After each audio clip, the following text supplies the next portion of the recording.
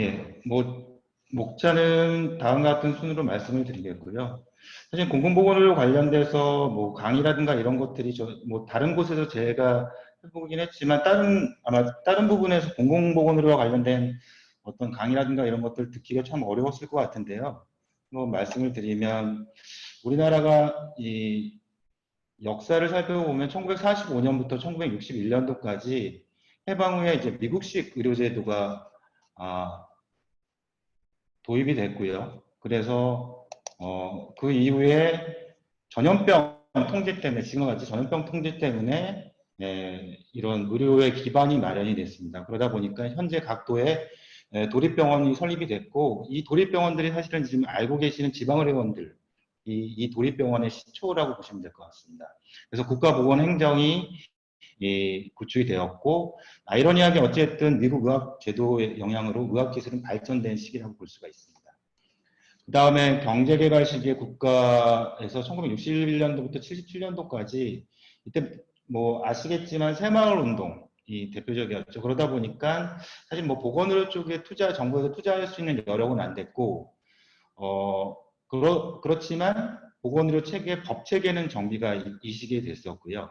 하지만 경제 위주로 투자가 되다 보니까 병원에 대한 투자가 안 되다 보니까 그 전 시기보다 위상은 약화되고 민간 중심의 의료 제공 체계가 형성되는 시기라고 보시면 됩니다. 이 표에 보시면 1949년도에 국공립병원이 더 많았었는데 1971년도에는 이제 민간 병원들이 더 추월하기 시작하는 시기가 되고요.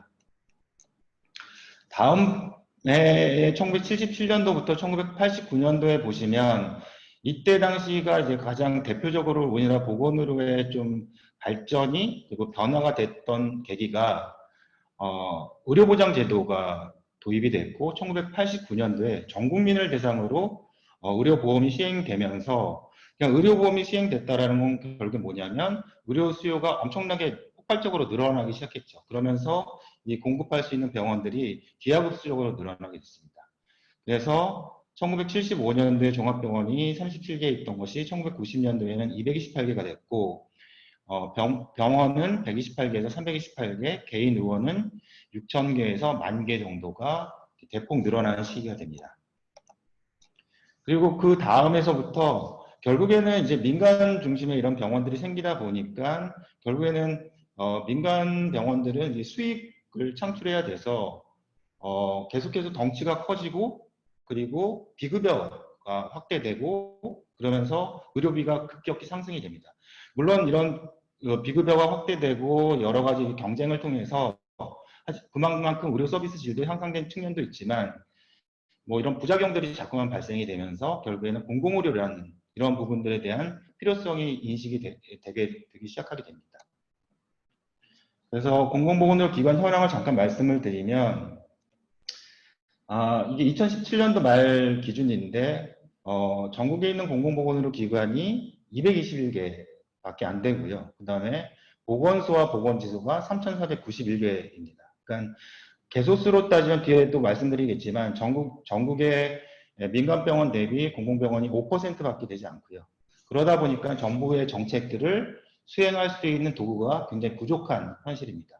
또 여기에 보시다시피 공공의료기관이 다양하게 있고 또 관리부처가 서로 다 다릅니다. 그러다 보니까 저 거버넌스들이 다 찢어져 있다 보니까 통합적인 이런 연계나 기능들을 수행하기 위해서 지금 사실은 많은 제한점이 발생하고 있습니다.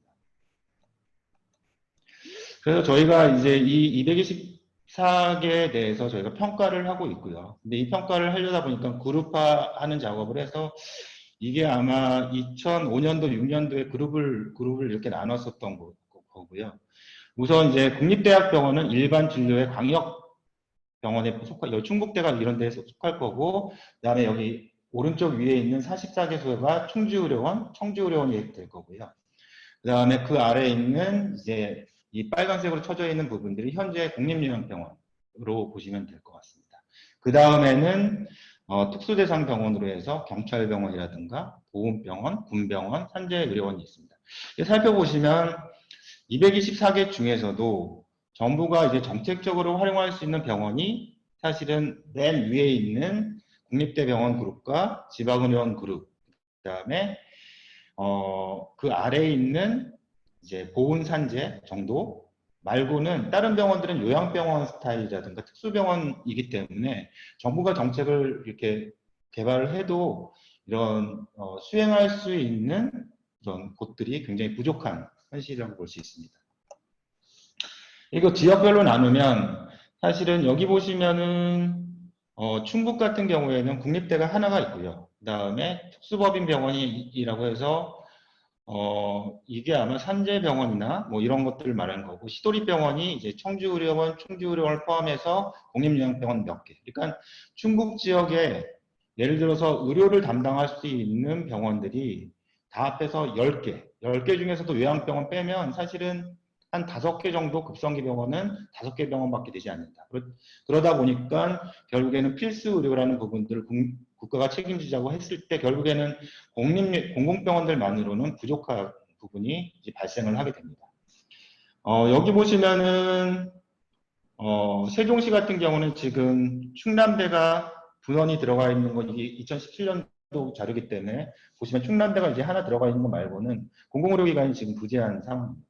그러다 보니까 사실은 정부에서 이번 코로나와 관련된 대책들을 발표를 했을 때 실질적으로 활용할 수 있는 도구가 굉장히 적다. 이렇게 보시면 될 것 같습니다.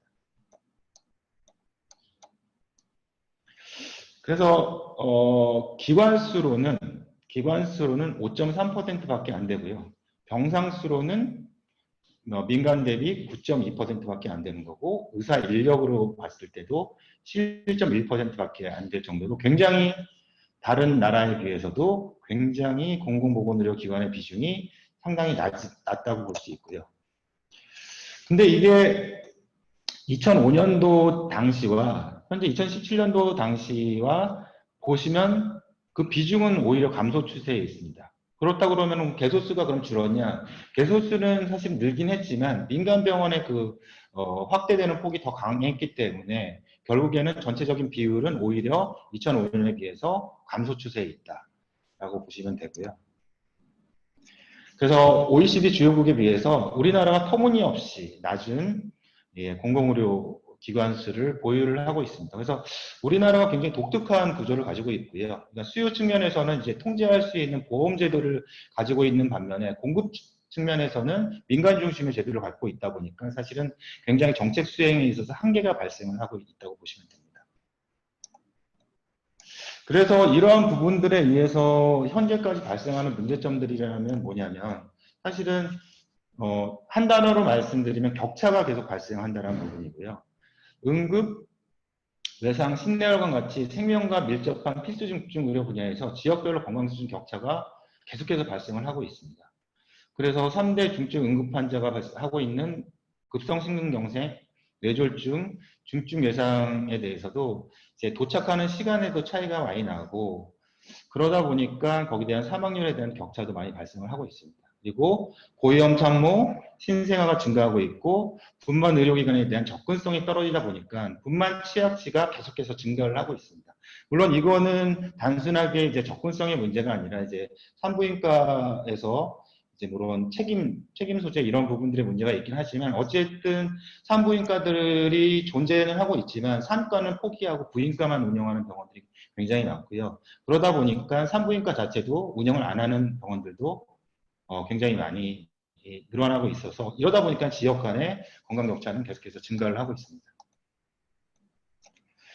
그리고 사실은 또 격차라는 부분도 있지만 이 지역 간의 이런 시설 같은 거에 대한 집중도도 수도권 중심으로 모든 것들이 구축이 되다 보니까 어린이라든가 장애인들을 위한 치료시설이 솔직히 말씀드리면 비용이 많이 발생하고 민간에서 접근하는 부분들이 굉장히 어렵다 보니까 수도권 중심으로 이런 것들이 집중되어 있습니다. 그래서 어린이 환자를 갖고 있는 가족들은 어린이 치료를 위해서 수도권으로 이동해야 되는 사회적인 비용들이 발생을 하고 있고 장애인 역시 장애인을 치료하기 위해서 예를 들어서 치과 같은 거 치료를 하기 위해서 전시 마취를 할 정도로 여러 가지 비용이라든가 인력들이 많이 들기 때문에 민간에서 기피하는 이런 대표적인 분야다 보니까 이런 것들을 운영하는 부분들이 수도권 중심으로 몰려 있다 보니까 결국에는 계속해서 관광 격차가 발생하고 있고요. 감염병도 역시 사스나 신종플루, 메르스, 이번에 코로나 이런 것들 보시면 계속해서 그 주기가 굉장히 짧아지고 있고 굉장히 다양하게 발생하고 있지만 아직까지도 그 감염병에 대한 대응 체계가 좀 미흡하다고 좀 보여지는 부분들이 있습니다. 그래서 수도권과 대도시 중심으로 의료 자원이 집중되고 지역 간의 의료의 불균형은 계속해서 존재하고 있어서 치료 가능 사망률 같은 대표적인 어떤 보건의료에서 볼 수 있는 지표들의 격차가 계속해서 발생하고 있고요. 여기서 보시면은 인구 10만 명당 치료 가능한 사망률이 서울은 44.6명이고 충북은 58.5명으로 꽤 차이가 발생을 하고 있고요.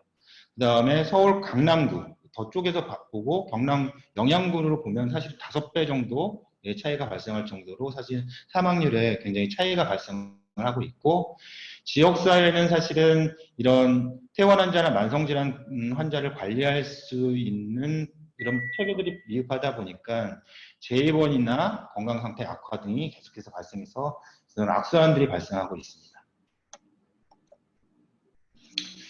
그리고 공공의사 인력으로 공중보건의사를 활용 중이고 지역에서는 대표적으로 이런 공중보건의사를 계속해서 활용 중이고 있지만 공중보건의사가 계속해서 감소를 하고 있죠. 그러니까 여성들의 비율이 합격자 비율도 높아지고 이렇게 하다 보니까 공중보건의사가 예전에 비해서 계속해서 감소하다 보니까 사실은 지역에 있는 공공병원들이 의사를 확보하기 굉장히 어려운 상황이 발생하고 있고요. 그 다음에 공공보건의료에 대한 중앙 차원의 조정 지원 기능이 굉장히 미흡하고 있습니다. 그러니까 뭐냐면 사실은 지역분권화가 계속해서 강조되고 있는 상황에서 중앙정부에서 이제 강력하게 통제할 수 있는 이런 강력한 조정에 대한 기능들이 계속해서 떨어지고 있고 반면에 그렇다 그러면 지자체가 역량이 강화돼야 되는데 그런 부분들이 잘 되지 않다 보니까 이런 괴리 등이 굉장히 발생을 하고 있다고 보시면 될 것 같습니다. 예, 그래서 사실은 아까 말씀드렸듯이 아까 사실은 조금 흐름이 깨진 부분이 있는데 1990년대까지는 이제 재벌병원들이 탄생을 하면서 비급여가 많이 발생이 되고 그래서 이런 계속해서 수익 중심의 이런 진료가 발생이 돼서 그때부터 공공보건의료에 대한 필요성이 얘기가 되면서 공공보건에 대한 법률이 2000년도에 이제 만들어지게 됩니다. 그래서 공공보건의료에 관한 법률이 2000년도에 제정이 되게 되는데 사실은 이때 당시의 법률의 의미로는 첫 번째 공공보건의료에 대해서 첫 번째로 이제 법적 근거를 마련했다는 거에서 의의는 있지만 조금 미흡한 부분들이 좀 있었던 거죠. 예를 들어서 공공보건의료라는 게 공공보건의료기관이 하는 모든 활동을 공공보건의료라고 사실은 칭했습니다. 그러다 보니까 사실은 민간의료기관과 유사한 업무를 함에도 불구하고 민간의료기관이 하는 거는 공공보건의료가 아니고 공공보건의료기관이 하는 업무 모든 활동만을 공공보건의료다 하다 보니까 사실은 굉장히 문제가 많이 됐었죠. 그리고 여기서 보시는 공공보건의료 사업도 사실은 딱 보시면 민간 의료기관과 공공보건의료기관의 차별성을 둘 수 있는 그런 정부의 정책이라든가 이런 것들을 할 수 있는 부분이 그렇게 많지가 않다 보니까 아니 왜 니네들이 하는 것만 공공보건의료야 이런 문제 제기가 많이 발생을 하게 됐습니다. 그 다음에 이제 공공의료 쪽에 있어서 가장 커다란 대책이 공공보건의료 확충 종합대책이라는 게 있습니다. 첫 번째 공공보건의료에 있어서의 가장 커다란 대책이 있는데 이게 2005년도에 수립이 됐습니다. 근데 이 대책에 있어서 가장 장점이 뭐냐면 사실은 저희가 이제 중앙치매센터가 이번에 치매관리 4차 치매관리 종합대책을 수립을 하게 됐는데요. 지원을 하게 됐는데 다른 정책들과 이 정책의 차이점은 뭐냐? 다른 정책들은 정책들을 만들어 놓고 예산을 이제 고민을 하기 시작합니다. 근데 이 대책은 4조 3천억이라는 예산을 확보한 상태에서 이 대책이 만들어지게 됩니다. 그러니까 그거는 무슨 말이냐면 그냥 공수표로 돌아가지 않을 확률이 굉장히 높아지는 거고 실효성을 담보할 수 있는 정책이라고 좀 얘기할 수가 있는 거죠. 근데 요즘에 지금 정부에서 발표하는 대책들은 대부분이 정책을 발표하고 그 다음에 그걸 통해서 기재부랑 협의를 통해서 예산을 해 나가다 보니까 정책의 실효성이 약간 좀 떨어지는 이런 부분도 충분히 있다고 보여지는데 이 2005년도에 발표했던 공공보건 확충 종합대책은 4조 3천억, 그 당시 2005년도에 4조 3천억이라는 예산을 가지고 이 대책을 마련하다 보니까 굉장히 실효성이 담보가 됐습니다. 그리고 이 대책의 목적은 뭐였냐면 아까 보여드렸듯이 병상수가 아까 보여드렸지만 한 9%밖에 안 됐잖아요. 이거를 한 30%까지 늘리겠다고 하는 게 이 대책의 목표였습니다. 그래서 제목을 보시면 공공보건을 확충을 하겠다라는 게 명확하게 드러난 종합대책이라고 보시면 됩니다. 그러면 그 30%의 의미는 뭐냐? 이 30%의 공공보건 의료기관을 가지고 있어야지 70%의 민간 의료기관을 리드할 수 있다라는 이런 목적의식을 가지고 30%까지 늘리자라고 했지만 아까 제가 먼저 보여드렸지만 현재까지 비중은 오히려 줄어들었다. 결국에는 이 대책은 솔직히 말해서 실패를 한 거죠. 목표치만을 본다고 하면. 하지만 그래도 이때의 예산을 가지고 공공병원들은 사실은 많은 부분들에 있어서 강화가 되게 됩니다. 예를 들어서 제가 사실 충북대 같은 경우에는 지금 호흡기 센터가 있고 뭐 신생아 집중치료센터가 있고 여러 가지 전문질환센터가 있잖아요. 이때 당시에 예산을 가지고 사실은 지원을 하게 된 겁니다. 그러다 보니까 국립대병원에 여러 가지 전문질환센터들이 많이 만들어지게 됐습니다. 이 예산을 가지고. 그래서 이때의 공공보건 확충 종합대책이라는 게 우리나라 첫 번째 공공의료에 대한 대책이다라고 말씀을 드릴 수가 있겠고요. 그 다음에 아까 2000년도에 발표했던 그 법률이 문제가 좀 있다고 말씀드렸잖아요. 그래서 2012년도에 사실은 전면 재개정을 하게 됩니다. 전면 재개정이라는 거는 뭐냐면 법률의 3분의 1을 뜯어 고칠 경우에는 전면 재개정이라고 하거든요. 이건 사실은 다 바꾼다고 보시면 됩니다. 그래서 여기서 보시면 아까 공공보건의료라는 개념이 공공보건의료기관이 하는 모든 활동이라고 했던 이런 지역적인 개념이었다 그러면 여기서는 국가, 지방자치단체 및 보건의료기관이 지역 계층 분야에 관계없이 국민의 보편적인 의료 이용을 보장하고 건강을 보호 증진하는 모든 활동이라는 개념으로 확대를 하게 됩니다. 그리고 이 법의 좀 대표적인 특징이라고 하면은 기존의 공공보건에 관한 법률은 공공보건 의료기관, 그러니까 정부나 자치단체에서 만든 기관들을 위한 법률이었는데 2012년도 대책에서는 요 아래 보면 공공보건 의료기관이라고 해서 민간 참여를 가능하게끔 이런 의료취약지, 공공전문진료센터, 기타 기관들에 대한 여지를 만들었습니다. 그러니까 아까 2005년 대책이 공공의료를 확충하자는 대책이었는데 2012년도의 법률에 보면 결국에는 이제 민간을 끌어들이지 않으면 공공의료만으로는 확충할 수는 없다라는 것을 사실 인정한 법률이 되는 겁니다. 그리고 다만 좀 이 법률에 대해서 좀 안타까운 부분은 뭐냐면 공공보건의료기관의 의무를 이렇게 잔여적인 기능으로 그러니까 제한을 시켜 놓습니다. 그러니까 여기서 보시면은 돈이 안 되는 질환이라든가 정부에서 실패할 수 있는 질환만을 위주로 공공보건의료기관이 하라라고 하다 보니까 결국에는 공공보건의료기관이 그런 잔여적인 기능, 그러니까 지역에서 구멍이 난 부분만을 메꾸는 이런 기능만을 수행하는 역할들을 하게 됩니다. 그러니까 민간이 잘하고 있는 경우는 니네들이 굳이 하지 마라. 이런 얘기가 되는 거죠. 그러다 보니까 사실 공공보건기관의 어떤 의료적인 기능이 강화하기 위해서 사실 문제점이 될 수 있는 이 법률안 중에 하나가 되게 됩니다. 그 다음에는 그러니까 2012년도 법률에 보면은 그래서 앞으로 공공보건에 대한 기본계획을 매년 5년 단위로 수립을 해라라고 했는데 2012년도에 법률이 개정이 됐음에도 불구하고 첫 번째 기본계획은 2016년 3월에 발표를 하게 됩니다. 여기에 추진 전략들을 보시면 아까 2005년도에 발표했던 공공의료 확장 종합대책과 크게 다르지 않습니다. 그 얘기는 뭐냐면 지금 이 추진 전략들이 다 어려운 것들이에요. 공공보건으로 체계를 구축하고 필수 의료 분야에 대한 적정 공급을 하고 취약계층에 대한 의료 안전망을 강화하고 공공보건에 대한 질을 제고하고 공공의료기관의 운영의 효율성을 제고하고요. 사실은 지금도 사실은 저희가 지금 공공보건의료 기본계획 2차 기본계획을 수립하고 있습니다.